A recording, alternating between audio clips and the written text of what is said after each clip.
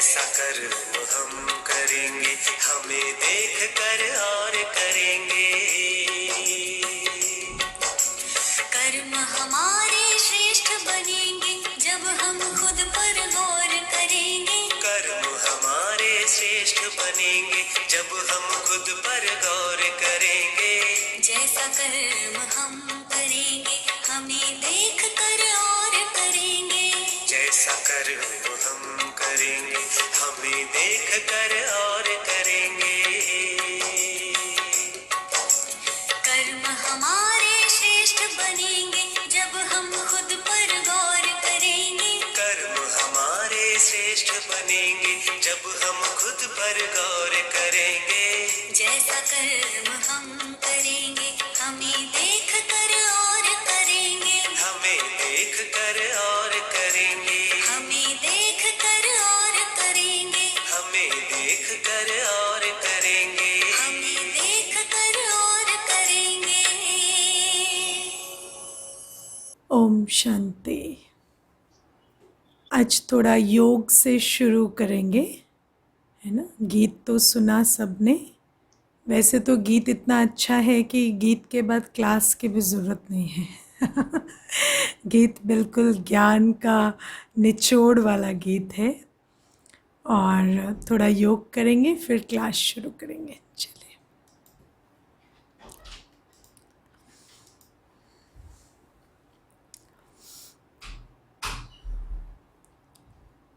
शांत और स्थिर होकर बैठें।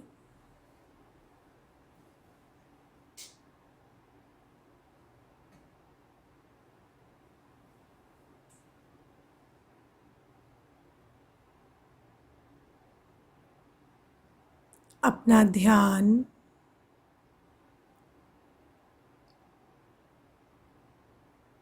बाहर की सभी बातों से निकालते हुए अपने मन पर लेकर जाएं।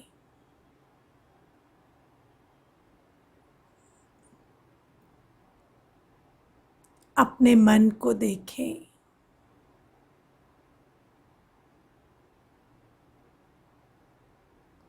मन में कौन सी बातें हैं दिन भर की आत्माओं के स्वभाव संस्कार की, व्यवहार की, परिस्थितियों की, जो अभी तक मन में चल रही है।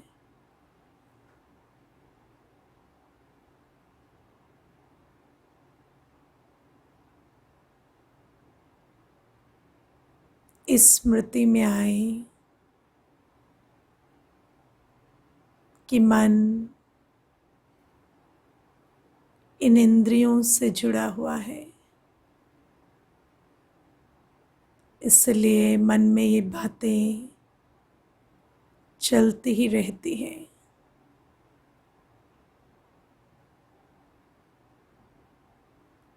अब मन से भी अंदर की तरफ चले जाएं। मन की ऊपरी सतह हलचल की है, पर जैसे ही अंदर जाते जाते तो मैं आत्मा अपने आप से मिलती हूँ। मैं आत्मा ज्ञान स्वरूप, शांत स्वरूप शक्ति हूँ। मैं ज्ञान स्वरूप आत्मा, मास्टर त्रिकालदर्शी, मास्टर त्रिनेत्री हूँ। मुझे पाप पुण्य का ज्ञान है। मुझे मालूम है हर आत्मा का अपना पाठ है, मैं उसे बदल नहीं सकती। पर उसका पाठ का चिंतन करने से मेरा कर्म खराब होता है। मुझे ज्ञान है परिस्थितियाँ ड्रामा अनुसार आनी ही है, पर उनका चिंतन करने से मेरे संस्कारों, मेरे भाग्य, मेरे कर्म पर प्रभाव पड़ता है।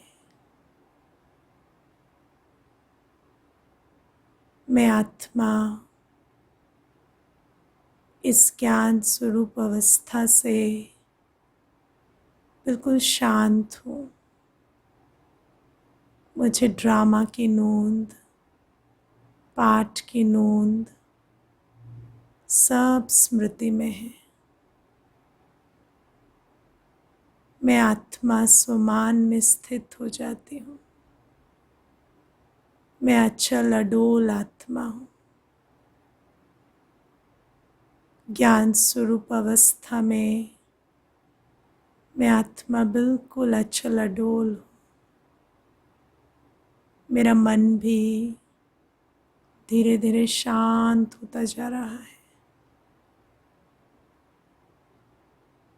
मैं ज्ञान स्वरूप आत्मा अपने मन को शांति की शक्ति दे शांत कर पा रही हूँ। कुछ देर इस सुंदर स्थिति में बैठे।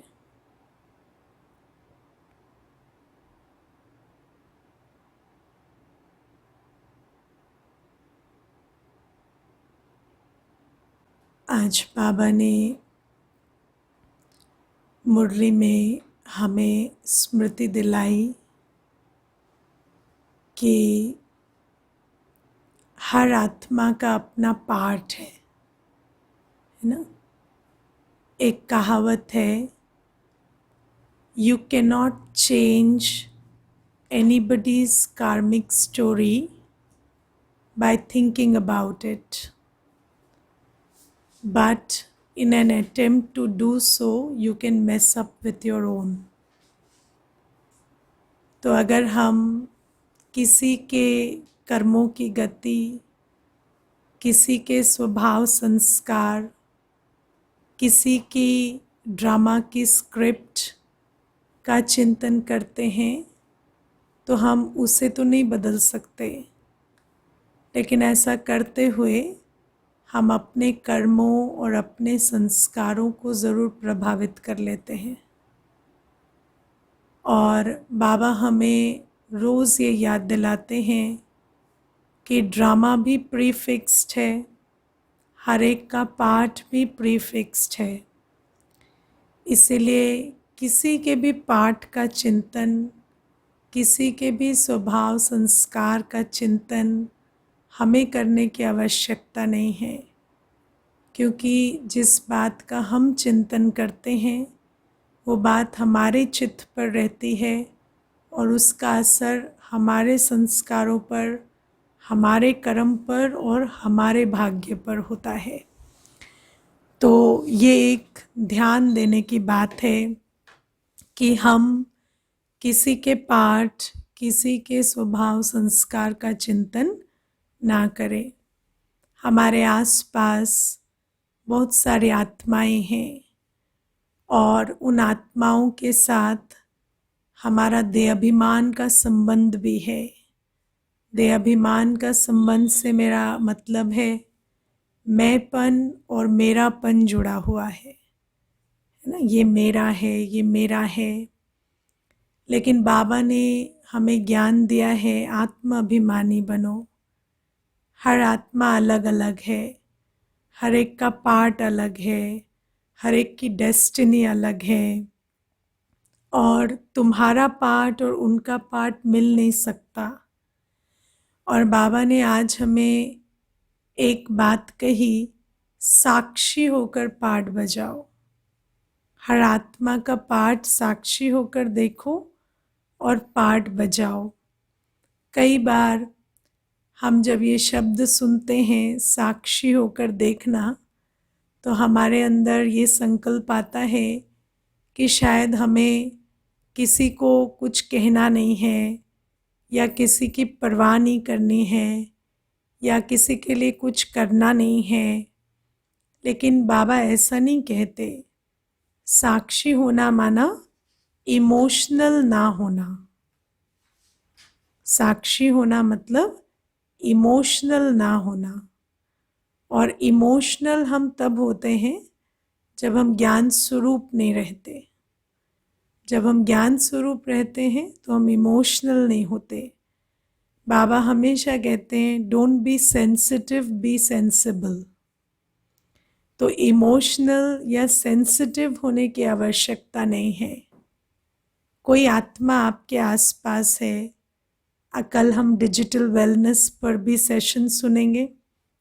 और आजकल क्या है कि डिजिटल अनवेलनेस एक बहुत बड़ा इशू हो गई है। जैसे आपके आसपास बच्चे हैं या युगल हैं या बुज़ुर्ग भी हो सकते हैं जिनको बहुत फ़ोन की आदत हो गई है। अब आप देखते हैं कि ये अपना समय, अपनी एनर्जी, अपना अटेंशन व्यर्थ गंवा रहे हैं या ये इनको नुकसान कर रहा है, इनकी आँखों को नुकसान कर रहा है, इनके गर्दन में दर्द होने लगा है, देख रहे हैं। तो क्या उनको कुछ कहना नहीं है या क्या उस बात को देखते हुए भी ऐसे इग्नोर कर देना है?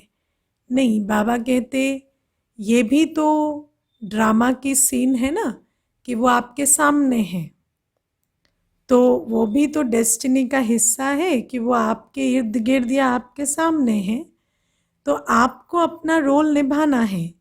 जो चीज़ आपको नज़र आती है उसमें आपको शुभ भावना से उस आत्मा को डायरेक्शन भी देने हैं, समझाना भी है, सिखाना भी है, अपना ओपिनियन भी बताना है, आपकी जो समझ है वो भी उनके साथ शेयर करनी है। लेकिन इमोशनल नहीं होना है ना। उसमें साक्षी भाव होना चाहिए। साक्षी भाव क्यों? क्योंकि आप अपना पार्ट बजा रहे हैं और वो आत्मा उस बात को अपने पार्ट के हिसाब से ही स्वीकार करेगी। अगर उसके पार्ट में होगा तो वो स्वीकार करेगी, अगर नहीं होगा तो नहीं करेगी। तो हमें अपना रोल निभाना है लेकिन इमोशनल नहीं होना है। बात कहनी है लेकिन परेशान होकर या दुख में या गुस्से में या चिंता में या झल्लाहट में ऐसे मनोभावों के साथ नहीं कहनी है। बात को कहना है और बात को शांत और शक्तिशाली अवस्था में कहना है। क्योंकि आपका बुद्धि योग बाबा से होना चाहिए, ना कि उस आत्मा से जब आप वो बात उसको सुना रहे हैं। ना ही आपके चित्त में ये उनका कर्म होना चाहिए, ना ही आपके चित्त पर ये बात होनी चाहिए कि ऐसा कर्म कर रहे हैं इनका तो भाग्य ही खराब होने वाला है। तो अगर ये भावनाएं रहेंगी तो वो जो बोल है उसमें भी ताकत नहीं होगी। और सबसे बड़ी बात है कि हम तो केवल अपना पार्ट बजा सकते हैं ना। तो जब हमें सिर्फ अपना ही पार्ट बजाना है और बाकी किसी चीज़ पर हमारा कंट्रोल ही नहीं है तो हमें उसे साक्षी भाव से बजाना है। इसके लिए जो सबसे बड़ा काम हमें करना है वो अपनी देही अभिमानी अवस्था पर करना है। क्योंकि जो देही अभिमानी होगा, जो आत्म अभिमानी होगा, वही साक्षी होकर पाठ बजा सकता है। तो मैं आज विचार कर रही थी कि क्या युक्ति अपनाएं जो हम देही अभिमानी अवस्था को पक्का कर सकें। तो सालों पहले एक अभ्यास करते थे, वो मुझे बहुत स्मृति में आया। बहुत अच्छा अभ्यास है वो। जैसे आप ट्रेन में जाते हैं तो आपके, आजकल तो जाते नहीं हैं है ना, आजकल तो ट्रेन व्रेन सब बंद हो गई। पर जब पहले जाते थे, सालों पहले, याद करो बचपन में, तो उस समय पर क्या होता था, ये बातें भी नहीं थी कि किसी के हाथ से खाओ मत, पियो मत, है ना। जो ट्रेन में भी बहुत अच्छी शेयरिंग होती थी और जो हमारे को पैसेंजर्स होते थे उनके साथ परिवार जैसा प्यार हो जाता था। और वो एक रात या 1.5 दिन या जो भी वो समय होता था, छोटी जर्नी या बड़ी जर्नी जो भी होती थी, उसके हिसाब से हमारा आपस में बहुत प्यार का संबंध बन जाता था और बहुत अच्छा सुखदायी एक्सचेंज भी होता था। एक दूसरे की सारी जीवन कहानी भी जान जाते थे, है ना। इतने आराम से और कंफर्टेबली भी उनके साथ एंगेज करते थे। लेकिन जैसे ही आपका स्टेशन आ जाएगा तो क्या करेंगे, उनको बाय बाय भी नहीं करेंगे, अपना सामान उठाएंगे और उतर जाएंगे, है ना। कोई इमोशनल नहीं होंगे, कोई कुछ नहीं होंगे, अपना सामान उठाएंगे और उतर जाएंगे। तो ऐसे ही क्या है, आप देखो जीवन यात्रा भी कैसी है कि रहते सबके साथ हैं, है ना। कहेंगे कि आपके बिना नहीं चलेगा, आपके बिना नहीं चलेगा, लेकिन अपना स्टेशन आया तो किसी को बाय बाय भी नहीं करेंगे और उतर जाएंगे, है ना, और चल पड़ेंगे आगे और मुड़कर भी नहीं देखेंगे। तो ये जीवन भी ऐसी ही यात्रा है।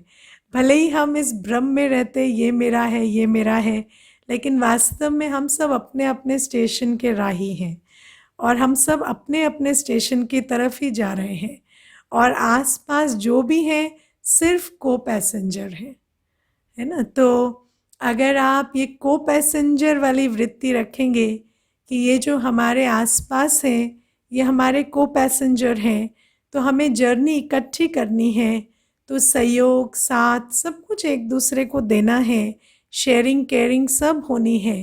लेकिन हम सब अपने अपने स्टेशन के राही हैं, सबका अपना अपना टाइम है, जब स्टेशन आएगा और उतर जाना है और मुड़कर नहीं देखना है। तो इस वृत्ति को जब आप अडॉप्ट करते हैं तो आपका ध्यान अपने स्टेशन पर, अपने लक्ष्य पर होता है। और अपने लक्ष्य पर ध्यान रखना बहुत आवश्यक है, क्योंकि जिस आत्मा ने जो जर्नी में जिस जगह पहुंचना है वो उसी की राही है। बाकी सब कुछ तो डिस्ट्रैक्शन है। जैसे बाबा कहते हैं ना, बहुत सुंदर अगर साइड सीन है भी तो साइड सीन पास होती जाएगी और आप उसको सुनकर देखकर आगे बढ़ते जाएंगे। ऐसा तो नहीं है कि साइड सीन अच्छी है तो ट्रेन रोक देंगे, नहीं होगा ना। तो ऐसे ही क्या है, साइड सीन्स भी एंजॉय करनी है, साथियों का साथ भी लेना है, लेकिन अपना ध्यान अपने लक्ष्य पर रखना है। अब लक्ष्य क्या है कि जिस समय हमारी अंतिम घड़ी आएगी तो हमारे साथ सिर्फ 2 चीज़ें जाएंगी, हमारा कर्म और हमारा संस्कार, राइट। तो हर समय जब हम परिस्थितियों के बीच हैं, जब हम आत्माओं के साथ हैं, तो हमें ये स्मृति रहनी चाहिए कि मेरा कर्म मेरा है, मेरा संस्कार मेरा है ना।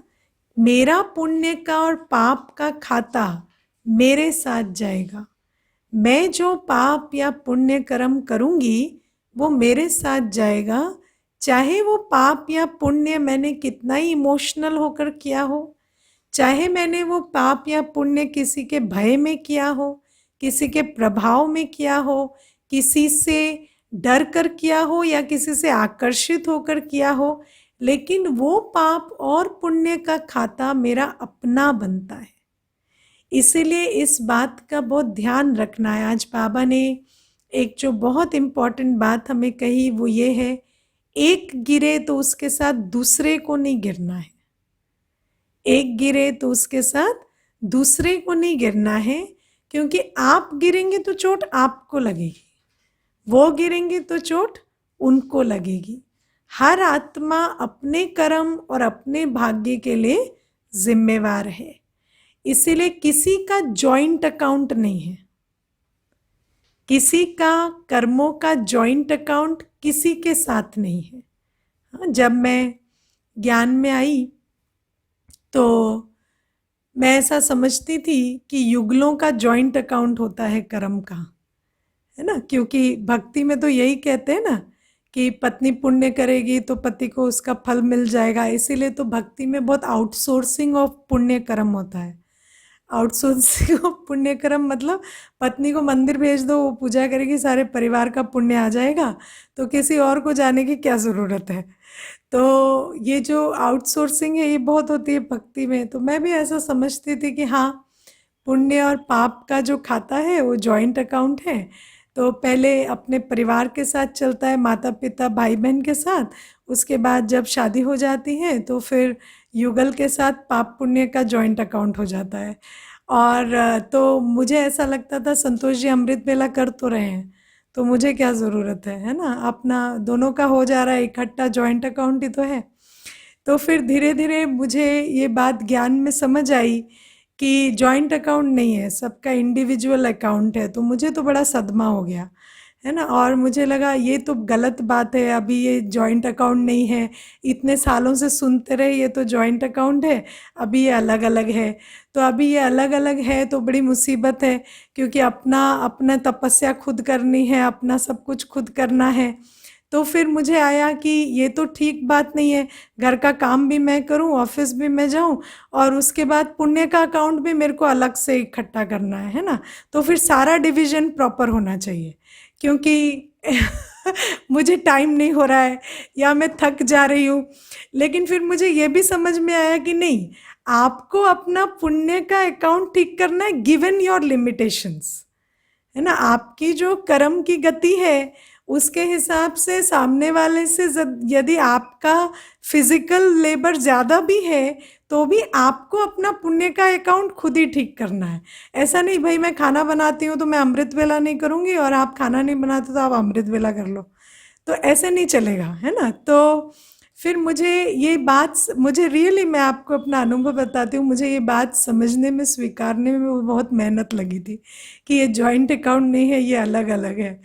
और उसके बाद से ये जो मेहनत है कि हाँ भाई अब अपना खुद का अकाउंट है, तो फिर खुद को ध्यान देना है कि कितना पाप और कितना पुण्य मेरे जीवन में है, कितना मैं श्रीमत पर चलती हूँ, कितना मैं ये समझती हूँ कि मैं दूसरों के कारण श्रीमत पर नहीं चल पा रही।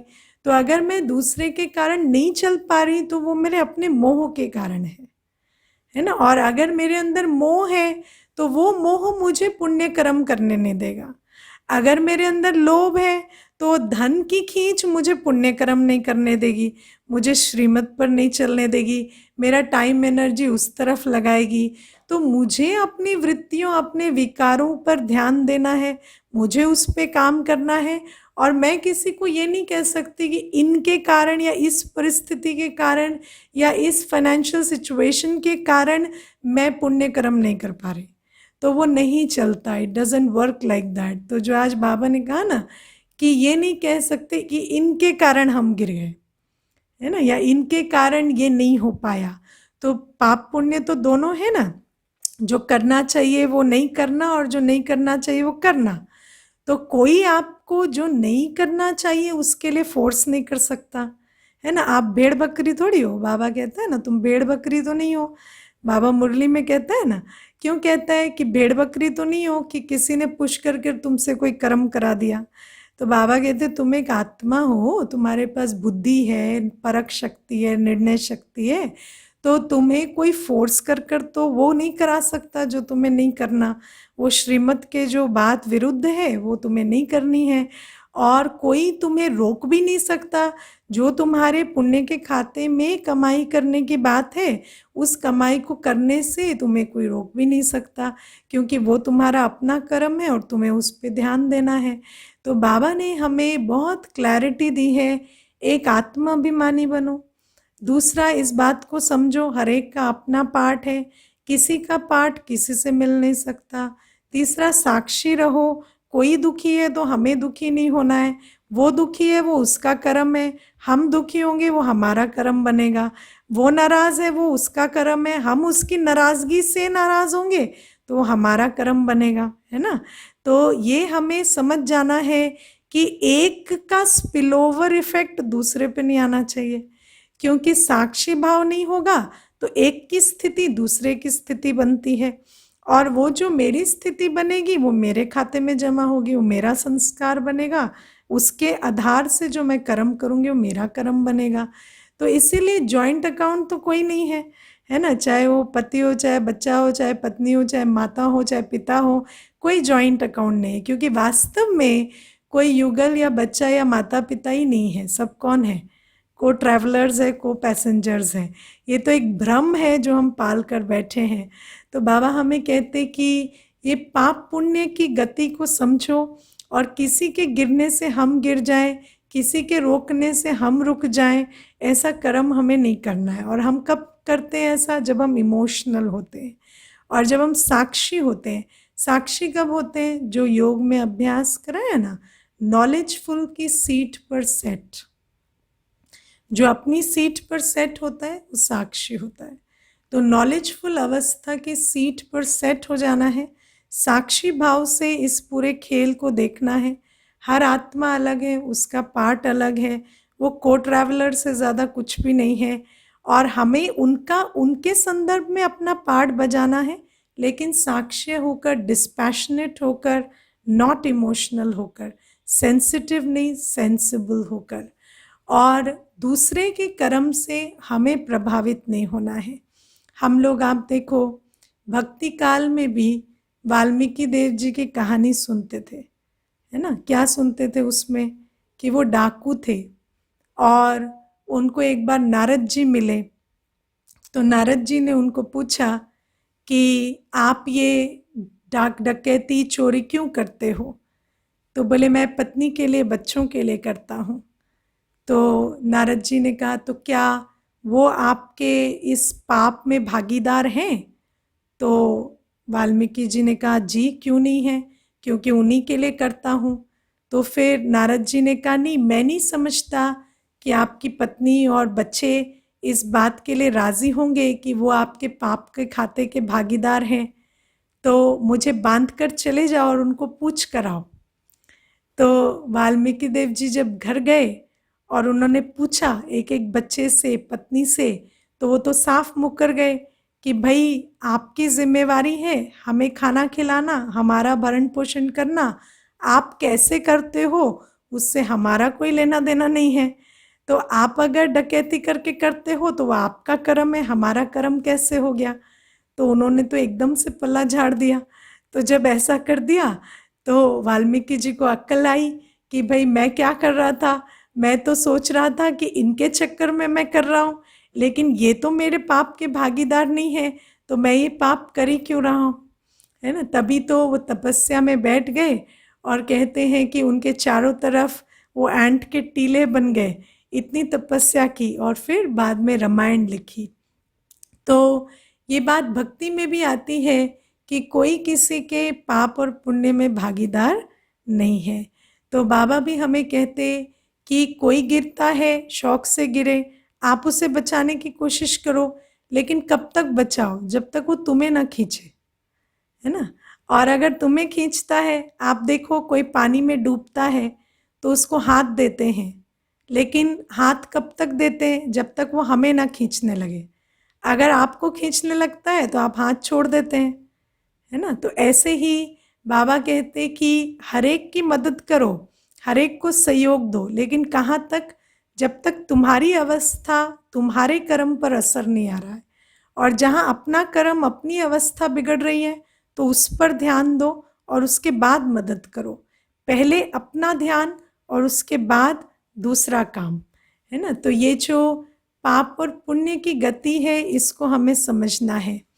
कोई भी व्यक्ति जो सामने होता है ना, उसको बहुत अच्छा आइडिया होता है कि हम कितने इन्फ्लुएंस में आएंगे, कितना हमारे अंदर डर है, कितना हमारे अंदर लोभ है, कितना हमारे अंदर अहंकार है, और जिस तरह की वो हमारी स्टडी करते हैं उसी हिसाब से वो हमारे सामने वो बेट रखते हैं, ठीक है? जैसे अगर किसी को पता हमेशा क्या करेंगे? आपके मोह को एक्सप्लॉइट करते हैं। अगर किसी को पता चल जाता है आपके अंदर लोभ है तो हमेशा आपको लोभ से एक्सप्लॉइट करते हैं। किसी को पता चल जाता है आपके अंदर अहंकार है तो हमेशा आपकी ईगो को अटैक करते हैं। तो हमारे अंदर जो विकार हैं उसी को ही सामने वाला एक्सप्लॉइट कर कर और हमारे को वो खींच देता है, जिससे हमारा कर्म खराब होने की गति में हम मूव करते हैं। इसीलिए अपने आप को आत्माभिमानी स्थिति में रखना। और वो आत्माभिमानी स्थिति क्या होती है? जो मैं बार बार बताती हूँ, मैं अकेले आई थी, अकेले जाऊँगी, मुझे कुछ खोने का डर नहीं है और मुझे कुछ पाने की इच्छा नहीं है ना। आत्मा को ना कुछ खोने का डर है, ना कुछ पाने की इच्छा है। जब आप इन दो बातों को रोज़ प्रैक्टिस करते हैं, नंगे आए थे नंगे जाएंगे, छोटी सी बिंदी है, शरीर भी यहाँ का धारण किया हुआ है, लोन लिया हुआ है ना। जब जाएंगे तो इसको भी छोड़ कर जाना है, तो इतना भय और इतनी इच्छा किस चीज़ की है ना। जब तक शरीर में है तो प्रकृति के नियम अनुसार शरीर यापन के लिए रिसोर्स हमेशा मिलेंगे। हम भगवान के बच्चे हैं, हम कभी भूखे तो सोएंगे नहीं, तो फिर हमें इतनी चिंता या इतना डर किस चीज़ का है। तो रोज़ इस बात को अभ्यास करना है, मैं आत्मा हूँ, मैं आई भी अकेले हूँ और अकेले जाऊँगी, कोई नहीं जाएगा मेरे साथ, मैं अकेले जाऊँगी।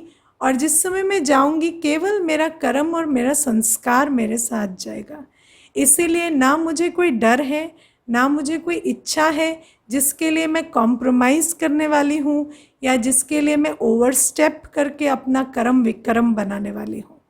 तो जब ये बात आप रोज़ अभ्यास करेंगे तब आपको माया अपनी तरफ खींच नहीं सकेगी, और माया जब आपको अपनी तरफ खींच नहीं सकेगी तभी आप अपने कर्मों को श्रेष्ठ रख सकेंगे। माया आएगी लेकिन उसका प्रभाव आप पर तब होगा जब आपके अपने अंदर विकार हैं, और जो विकार होते हैं उसमें जो मैं समझती हूँ दो बड़ी चीज़ होती है, आकर्षण और भय, डिज़ायर एंड फियर। अगर आत्मा के अंदर फियर नहीं है और डिज़ायर नहीं है तो कोई उसका कुछ नहीं कर सकता, है ना। जिस आत्मा के अंदर डिज़ायर होता है उसका डिज़ायर एक्सप्लॉइट किया जाता है, जिसके अंदर फियर होता है उसका फियर एक्सप्लॉइट किया जाता है। और सचमुच बात यह है कि कोई हमें कुछ दे नहीं सकता, कोई हमसे कुछ छीन नहीं सकता, सब कुछ हमें अपने कर्म की गति अनुसार मिलता है। फिर इतना डिज़ायर किस बात का है कि ये मुझे मिलना चाहिए या नहीं मिलना चाहिए। जो ड्रामा में होगा, जो कर्म हम करेंगे वो मिलेगा, उसमें डिज़ायर रखने या ना रखने की तो कोई बात नहीं है, और डरने की भी क्या बात है। जो हमारे भाग्य में होगा वही रहेगा, जो नहीं होगा वो तो कितना भी पकड़ कर रखें तो चला ही जाएगा, तो डरने की भी कोई बात नहीं है। तो जितना जितना हम देही अभिमानी अवस्था का अभ्यास करते हैं उतना हमारे अंदर बल भरता है कि हम साक्षी भाव से अपने कर्मों को चुन सकें। मैं आपको एक इंसिडेंट सुनाती हूँ। जब मेरा ट्रांसफ़र एक ऑफ़िस से दूसरे ऑफ़िस में हुआ था तो वहाँ पर टूर्स होते थे, और जब मैं ज्वाइन की तो अगले दिन मुझे बुलाकर मेरे ऑफिसर ने पूछा, आप उड़ीसा की हैं ना? तो मैंने कहा हाँ। तो उन्होंने कहा हमारे यहाँ भुवनेश्वर के बहुत टूर्स होते हैं, आप जाना चाहेंगी? तो टूर में क्या होता है, एक तो फ्री टिकट मिल जाएगा आपको, है ना, आप लोग अपने होम टाउन घूम कर आएंगे, और दूसरी बात है कि टूर में कभी कभी एक्स्ट्रा पैसे भी बच जाते हैं। तो जब उन्होंने मुझे ऐसे कहा तो मैंने उनको कहा मैं उड़ीसा की हूँ ये सच है, लेकिन मैं कुछ चाहती नहीं हूँ। आपको अगर काम के लिए भेजना होगा, 10 बार भेजना होगा आप भेजिए, जहाँ भेजना होगा भेजिए, लेकिन मैं कुछ नहीं चाहती और मैं कहीं नहीं जाना चाहती। तो जब मैंने उनको ये बात कह दी, उन्होंने ये समझ लिया कि इसके अंदर डिज़ायर नहीं है, तो उन्होंने मुझे कभी एक्सप्लॉइट करने की कोशिश नहीं की।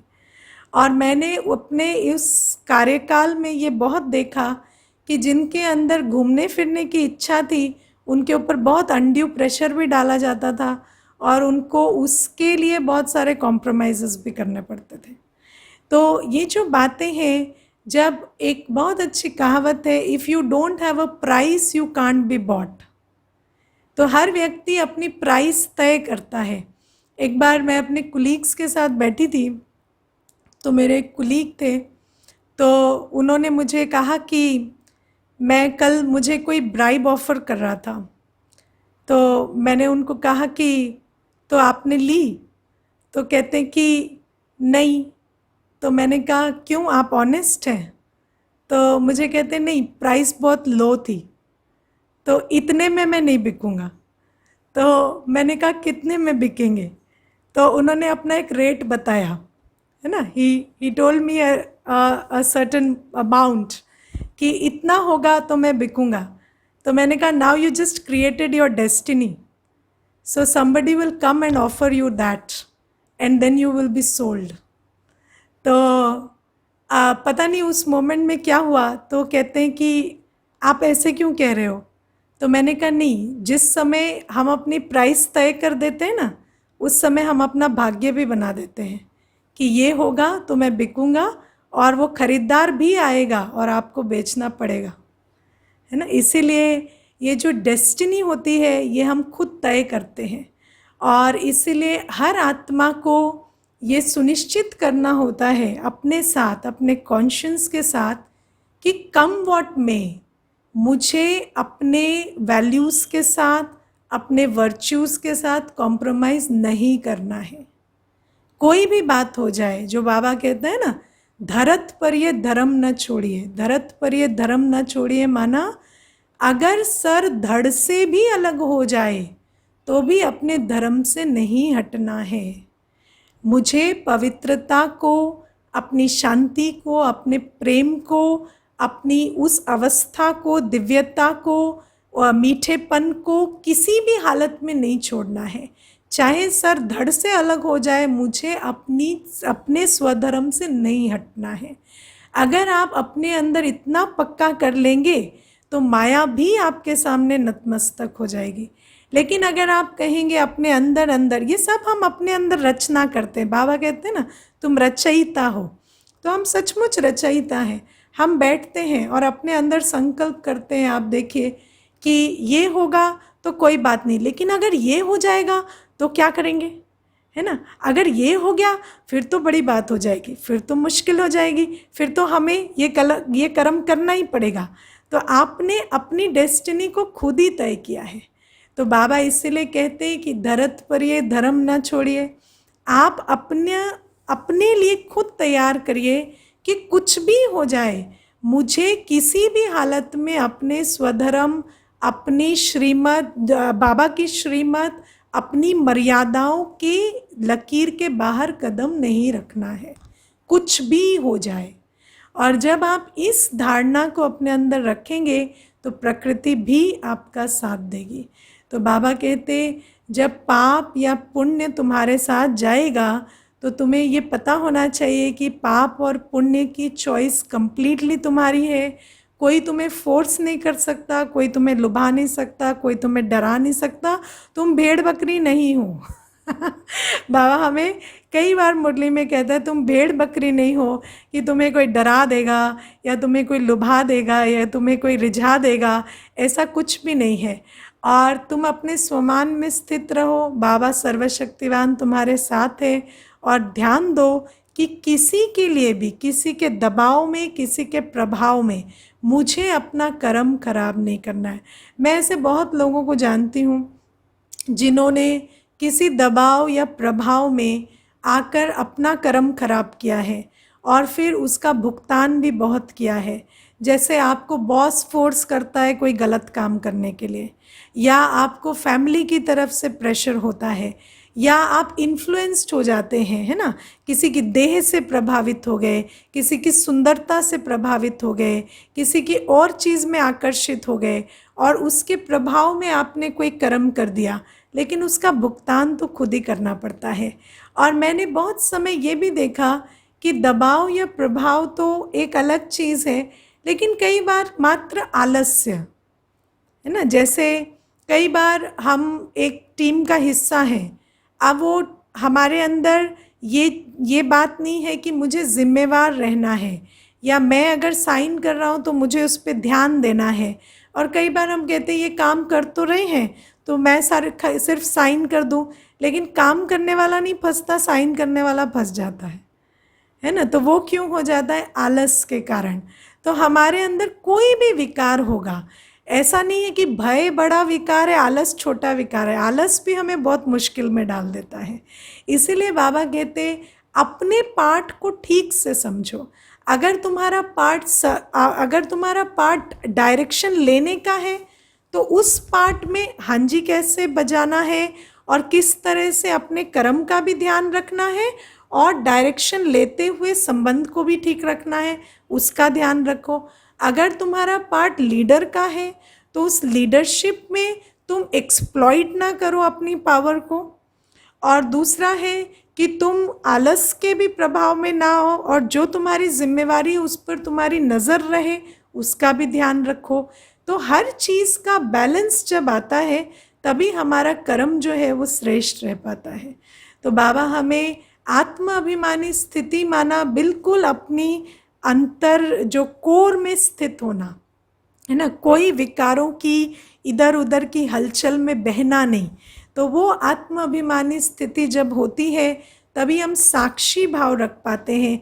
कोई भी इमोशन के प्रभाव में आना माना साक्षी भाव खत्म हो गया। और जब साक्षी भाव खत्म हो जाता है तब फिर दबाव, प्रभाव, लगाव, झुकाव सब शुरू होता है। और उसके बाद कर्म जो है विकर्म बनते हैं, और फिर हम गिरने वाले के साथ गिरते हैं, उठने वाले के साथ उठते हैं। तो बाबा हमें आज यही समझा रहे हैं। ऑल राइट, चलिए थोड़ा सा इसके बारे में भी योग करेंगे।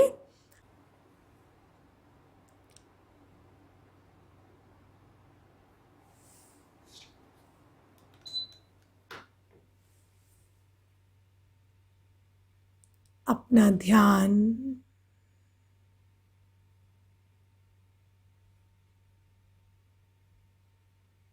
स्वयं पर ले जाएं।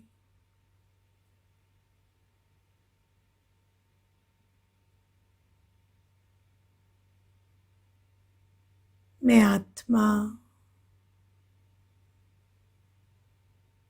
मास्टर नॉलेजफुल हूँ।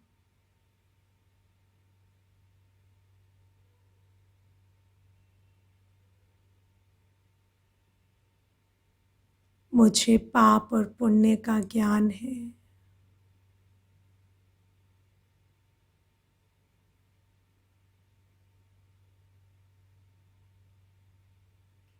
दिन के हर सेकंड मेरा अपने पाप पुण्य के खाते पर अटेंशन है।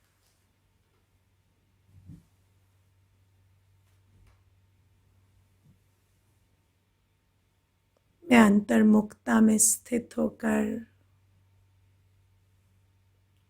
ज्ञान स्वरूप रहे हर सेकंड अपने कर्म को चुनती हूँ। कुछ भी हो जाए, क्या भी परिस्थिति हो, मैं सदा ज्ञान स्वरूप रहकर परखती और निर्णय करती हूँ।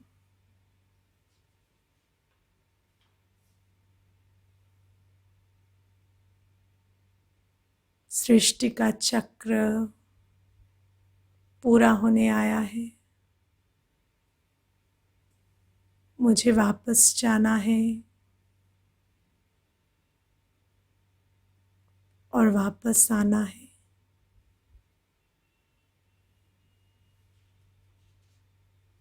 यहाँ रहते भी मुझे सदा जाने और आने का ख्याल है।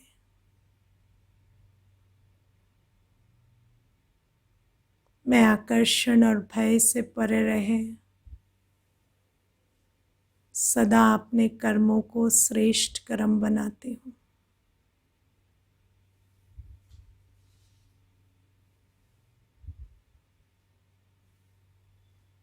कुछ देर इस सुंदर स्थिति में बैठे।